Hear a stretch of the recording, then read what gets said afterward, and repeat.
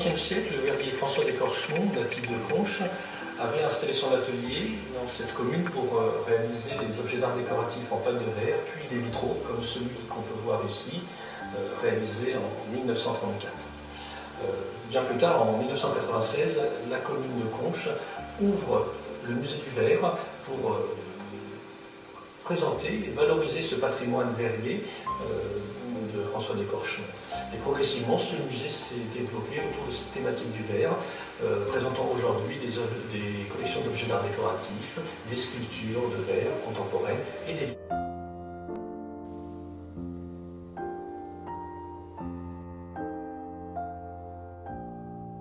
Des années 1980, caractérisé par les productions de verriers qui ont installé des petits ateliers indépendants pour réaliser des pièces uniques. De grands noms apparaissent à cette époque-là, Jean-Claude Novarot, Claude Monod, Régis Fierret ou encore Alain Bégou.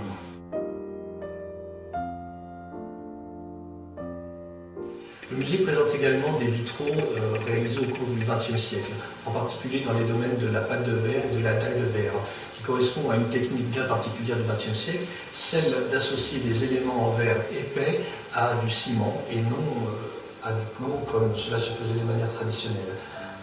Ce type de création est important après la Seconde Guerre mondiale, lors des phases de reconstruction du pays, et a initié de grandes créations par les ateliers Loire, par Henri Guérin ou encore par François d'Écorchemont.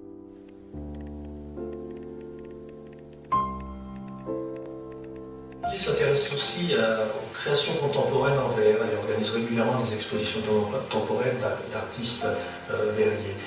Ce sont toujours des occasions pour acquérir des œuvres contemporaines et en particulier des sculptures qui montrent la vitalité de la création dans ce domaine.